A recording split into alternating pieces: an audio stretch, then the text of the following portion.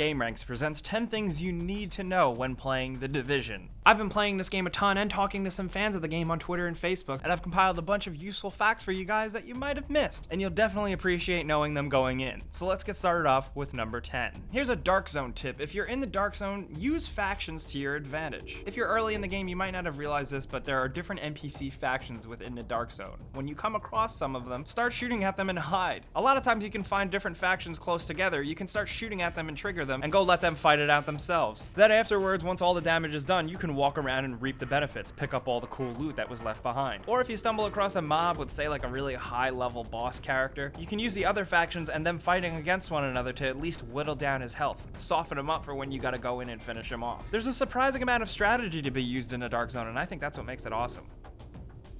And at number 9, since we are talking about the Dark Zone, it's a good idea to go into it at least level 29. That's your regular base level I'm talking about. And then when you go in, grind your Dark Zone rank to at least 30. If you wait until you're actually level 30 to go into the Dark Zone for like the first time, you're gonna get matched up with the rank 30 people that have been playing in the Dark Zone for a long time and have way better loot, gear, and equipment than you. And you probably don't want to deal with that because it's probably gonna be insurmountable. If you do it before that, you fall into that level 25 to 29 Dark Zone, where with the NPCs and the other PvPers around, it'll get a little easier to jump into. That's just some food for thought. Really take some thought into when you actually want to dive headfirst into the Dark Zone full on. And at number 8, here's a useful and quick tip if you want to level up faster. Unlock the security wing first. The second you're able to do it in the main game's different story missions, it's like one of the first batch of missions you're able to do when you're in Manhattan. Do this before anything else because one of the perks is plus 10% to all EXP gains. So if you do this first and foremost right out of the gate, anything else you do after that, you're already automatically gaining 10% more experience points. You're welcome. And at number 7, here's something for you guys who like to collect a lot of things. Those echoes that you stumble across, make sure you actually collect them. See, when you stumble across an echo, most of the time you let it play out. It's like this 3D hologram memory recorded thing. But what a lot of people don't realize and miss is that you actually have to walk up afterwards and press square or X to collect them. This, for some reason, oddly enough, doesn't go for all of them. Some of them you can't collect them, but most of them you can. And a lot of people kind of just run past them and forget about them. So if you do want to collect everything on the map, make sure you go back and collect your echoes.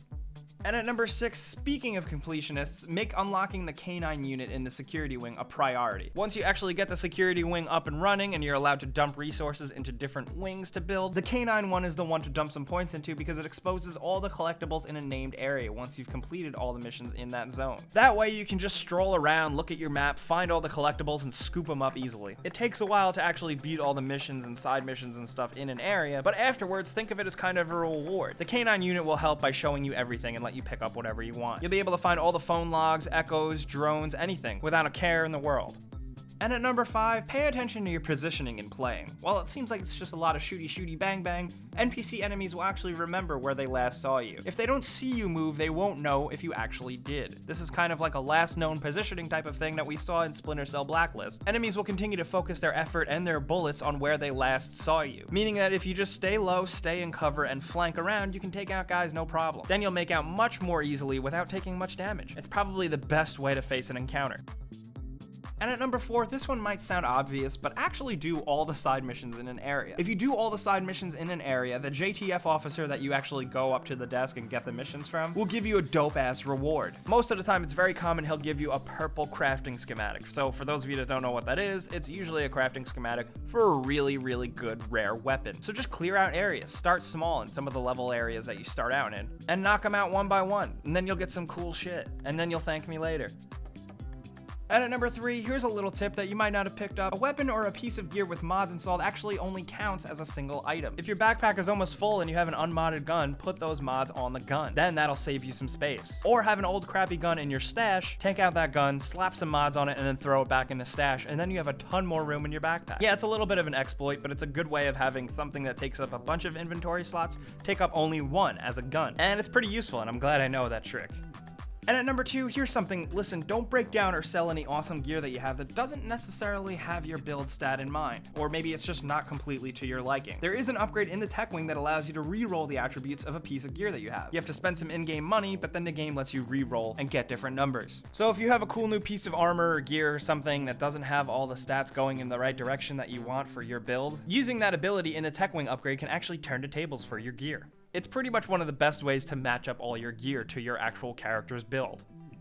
And at number 1, here's a big and very interesting tip. Don't sell all your low-level weapons and gear that you don't need anymore. Because if you look at it, it's kind of almost a ripoff. They don't give you a lot of money, and it just doesn't really seem worth it. Instead, breaking everything down into crafting components makes things a bit more valuable. All your crafting materials can be upgraded at the crafting station, and it's at a ratio of something like 5:1 per tier. So if you want to craft a blue gun for 2 blue weapon parts and you don't have any, you can convert 10 green parts to 2 blue parts, you know what I mean? Then from there, you can do blue parts to purple parts and just get high-end stuff. A lot of players have been making the mistake of not paying attention to crafting until later in the game, when really you're missing out on potentially getting some awesome stuff. The earlier you get on the crafting game, the sooner you'll be able to build your own awesome weapons and gear.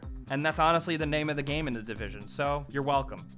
Guys, those are 10 things we think you should know going into the Division. New players, we do want to know what you think. If you've learned anything along the way that you think other new players should know, let us know in the comments. And for those of you more experienced players, let us know in the comments any other tips you think we should include. I'm totally looking forward to talking about the Division with you guys down in the comments because I'm enjoying this game. I don't care what anyone else thinks, but you guys let me know. And you guys probably know liking this video helps us out if you want to see more Division videos. And if this is your first time here, subscribing is a good idea because we put out videos like this every single day. But as always, thanks for watching, and we'll see you guys next time.